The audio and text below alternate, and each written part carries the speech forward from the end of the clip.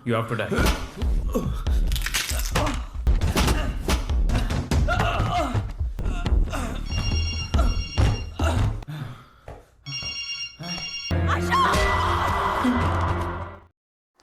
Halo sahabat, Assalamualaikum.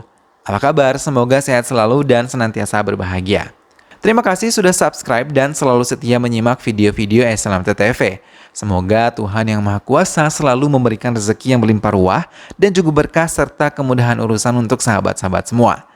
Tentunya SLMT-TV selalu hadir menemani waktu bersantai sahabat dengan alur cerita film-film pilihan. Kali ini SLMT-TV hadir dengan sebuah alur cerita dari film yang berjudul Fezam. டேய் ஒரு பொண்ணு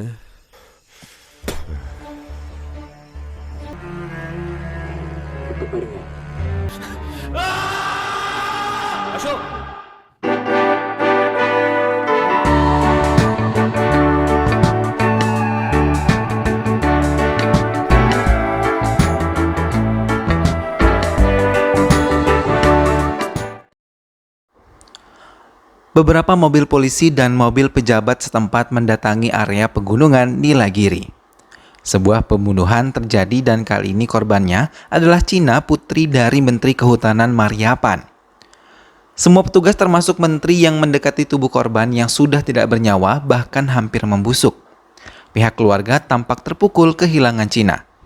17 Oktober 2014. Asok mengendarai sepeda motornya bersama kekasihnya melewati pegunungan Nilagiri yang masih asri. Mereka singgah ke sebuah warung kecil dan seorang penjaga warung memperingatkan mereka untuk berhati-hati karena banyak terjadi pembunuhan yang diduga dilakukan oleh pembunuh psikopat. Namun Lena yang ingin memperingati ulang tahunnya di puncak pegunungan tetap bersikeras untuk tetap merayakan ulang tahunnya.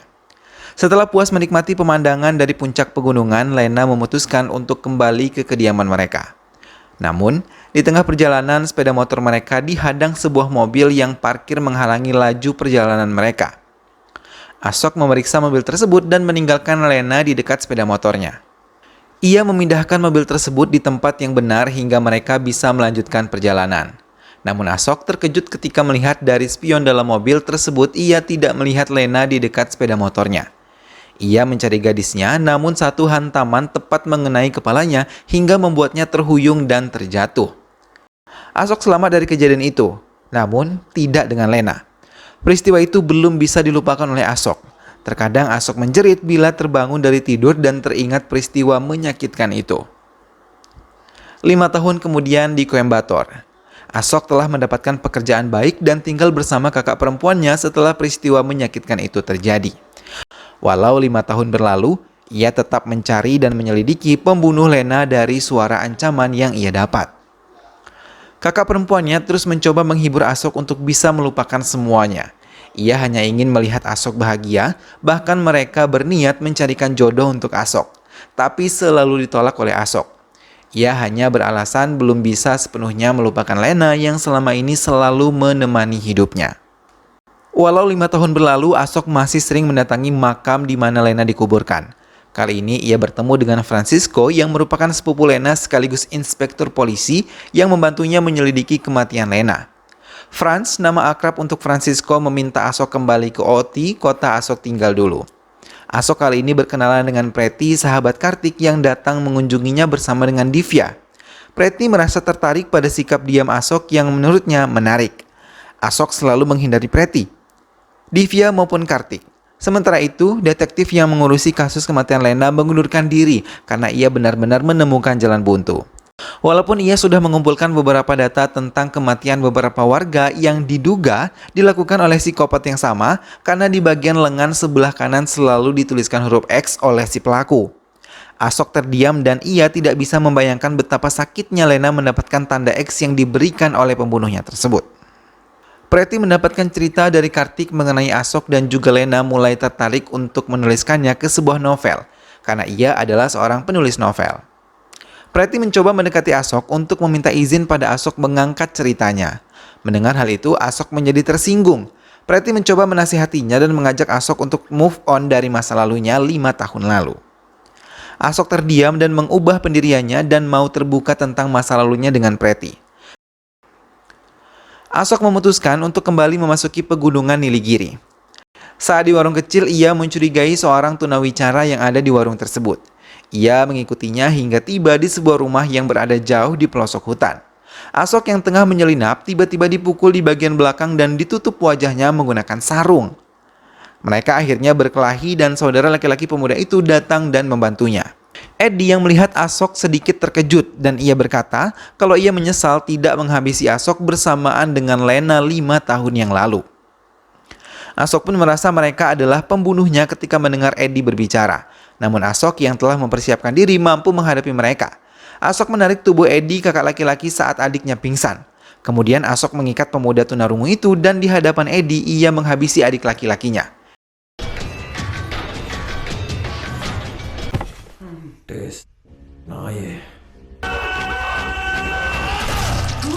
Eddie menjerit dan mengatakan ia diminta oleh seorang bernama Cassie dan mereka diberi imbalan 5 lakhs untuk melakukan hal tersebut.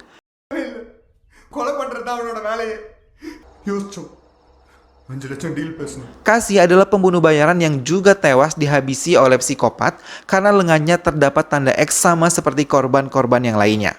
Sebelumnya mereka ragu untuk melakukannya, tapi Cassie terus membujuknya hingga sebelum mereka melancarkan aksinya, mereka memantau kediaman Lena selama 1 minggu. Hingga mereka akhirnya mendapatkan kesempatan ketika Lena pergi bersama Asok. Eddie didekati oleh Asok dan ditodongkan sebilah senjata untuk mengancamnya. Eddie menyebutkan bahwa ia memang mengatakan yang sebenarnya tanpa ada yang ditutupi. Asok meninggalkan tempat tersebut dan mendatangi tempat Cassie sesuai dengan yang dikatakan oleh Eddie.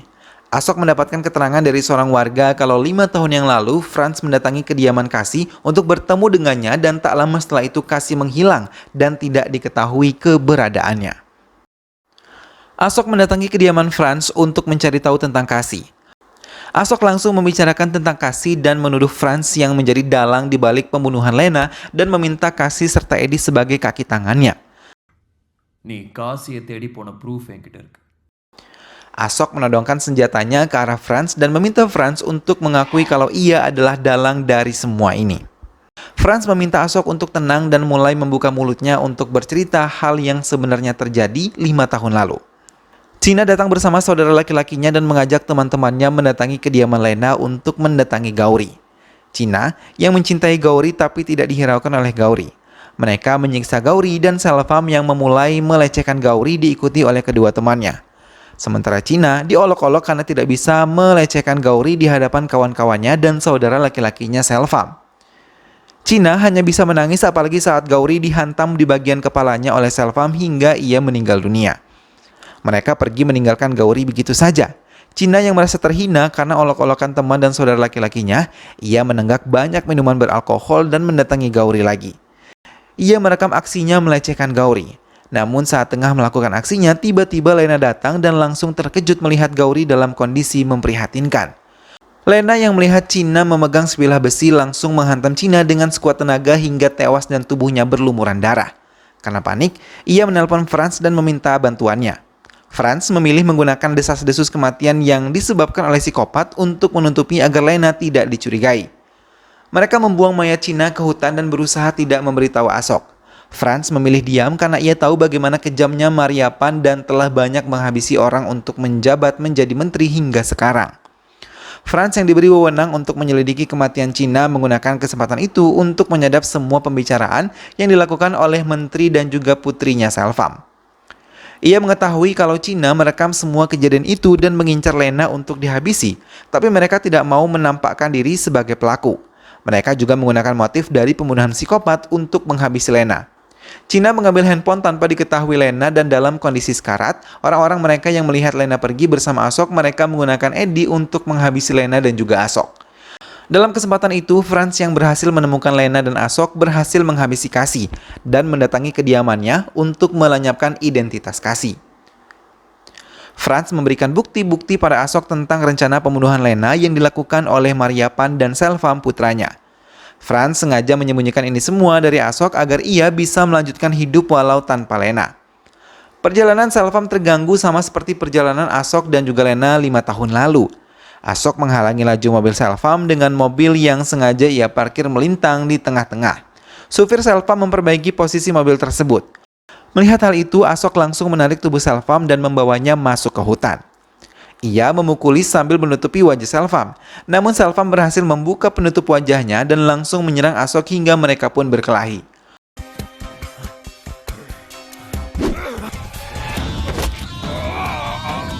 Supir Selvam menghubungi Franz dan memintanya datang, sementara Selvam dan Ashok masih terus berkelahi. Ashok berhasil memberi tanda X di lengan Selvam. Franz yang tahu ini adalah perbuatan Ashok mengikuti permainan Ashok dan datang ke hutan tempat Selvam menghilang. Ashok telah berhasil menghantam tubuh Selvam menggunakan besi hingga Selvam tewas. Namun ia merasa bingung ketika mendengar sebelum kematiannya Selvam mengatakan kalau ia mendengar suara laki-laki dari telepon Cina. Karena sebelum Cina tewas, ia terlebih dahulu menelpon Selvam. Franz membawa supir dan anggotanya ke kediaman menteri untuk melihat Selvam telah kembali. Ia juga memerintahkan semua orang yang berada di kediaman menteri untuk berkumpul kecuali menteri dan mengumpulkan semua handphone milik mereka. Sementara Franz sibuk mengalihkan semua anak buah Mariapan, Ashok memasuki kamar Mariapan dan membungkam mulutnya dengan menggunakan bantal. Mariapan yang dalam keadaan terimpus tidak dapat berbuat apapun hingga akhirnya ia tewas. Setelah menghabisi Mariapan, Ashok menyelinap masuk ke mobil Franz dan meninggalkan kediaman Mariapan. Keesokan harinya, kematian Mariapan menjadi topik di semua pemberitaan di semua media. Franz memutuskan untuk pindah ke Kombator bersama keluarga kecilnya. Ashok yang melihat kepergian Franz menyelinap ke ruang kerja Franz dan mengaktifkan komputer Franz dan menghapus semua bukti percakapan Mariapan di komputer tersebut. Namun ia terkejut ketika melihat video yang ada di handphone Cina berada di komputer milik Franz. Saat tengah melihat video tersebut, tiba-tiba Franz datang dan langsung menghantam Ashok menggunakan benda tumpul. Ashok dan Franz pun berkelahi karena Ashok mulai menyadari kalau Franz telah mengkhianati Lena karena masih menyimpan video tersebut. Franz mencoba mengendalikan emosi Ashok dan mencoba untuk menjelaskannya. Tapi Ashok terlanjur emosi dan memukuli Franz bertubi-tubi hingga pingsan. Bersama dengan itu, handphone Franz berdering dan Ashok sibuk mencari handphone Franz hingga ia benar-benar terkejut ketika melihat tulisan Lena tertera di layar handphone Franz. Bahkan ia mendengar sendiri suara Lena, benar-benar Lena yang sangat ia rindukan. Franz yang telah pingsan dibangunkan paksa oleh Ashok hingga akhirnya Franz sadar. Ashok menekannya untuk mengatakan kebenaran yang selama ini ditutupi oleh Franz. Dengan napas terengah, Franz menceritakan lagi. Setelah Lena memukul Cina, ia mendekati Cina yang sedang menelpon Selvam meminta tolong kepadanya. Hingga suara yang tertangkap Selvam adalah suara Franz. Ia mengcopy video tersebut dan menyimpannya di handphonenya. Ia menggunakannya untuk memeras keluarga Lena. Ia adalah cucu dari kakek Lena juga. Tapi keluarga Franz terusir dari keluarga besar Lena karena ayahnya menikah dengan wanita yang berbeda agama. Lena bisa tinggal di rumah kakeknya yang megah dan Franz sama sekali tidak bisa menikmati keadaan rumah. Hingga saat kematian kakek mereka pun ia membaca surat wasiat tidak ada nama Franz tercantum di dalam surat warisan. Hingga ia menggunakan rekaman itu untuk menekan ayah Lena untuk bisa memiliki rumah dan membuat kematian palsu untuk Lena. Ayah Lena pun mengikuti permainan Franz hingga ia berhasil meyakinkan semua orang kalau Lena telah meninggal dunia termasuk Ashok. Mendengar itu semua, Ashok menangis sejadi-jadinya. Ia tidak menyangka kalau Franz bisa memisahkan dirinya dengan Lena hanya karena harta. Ashok memaksa untuk bertemu dengan Lena, tapi Lena tidak mengizinkan karena Lena telah berumah tangga dan memiliki seorang putri, bahkan mereka sekarang tinggal di Goa. Ia datang ke Oti untuk memperingati kematian Ashok karena ia hanya tahu kalau Ashok juga meninggal dunia. Ashok hanya bisa memperhatikan dari jauh kebahagiaan Lena bersama dengan suaminya. Sementara Franz masih memainkan dramanya dan mengatakan kalau pembunuh psikopat itu pasti akan bisa ia tangkap atas rangkaian pembunuhan yang telah terjadi. Ashok akhirnya menerima cinta Preti dan ingin mulai hidup baru bersama dengannya. 1 bulan kemudian, Franz yang tengah berlari pagi tiba-tiba dihantam oleh seorang yang menggunakan penutup wajah hingga Franz meninggal dunia. Setelah kematiannya, pelaku membubuhkan tanda X pada lengan kanan Franz. Ashok mencoba membersihkan semua darah yang ada di tubuhnya sambil menangis dan ia menyesali mengapa ia kini menjadi seorang pembunuh berdarah dingin. Film pun selesai. Nah sahabat, itulah tadi alur cerita dari film yang berjudul Fezam. Sebuah kebohongan walaupun berusaha ditutupi dengan berbagai cara, pada saatnya nanti pasti akan terungkap juga. Itulah mengapa sikap dusta tidak ada gunanya ya sahabat, karena perkataan dusta itu adalah salah satu ciri orang munafik, maka jangan sampai kita terbiasa melakukan hal tersebut. Kejujuran, meskipun pahit harus tetap dilakukan karena itu adalah sifat terpuji yang saat ini telah jarang dimiliki oleh orang-orang. Mudah-mudahan sahabat semua terhibur setelah menyimak alur cerita film ini. Sampai bertemu kembali di alur cerita film-film selanjutnya. Terima kasih sudah menyimak alur cerita film ini sampai habis. Dan ingat untuk selalu dukung SLMT TV dengan cara klik like, comment, share, dan juga subscribe. Sampai berjumpa lagi sahabat, sehat selalu dan wassalamualaikum.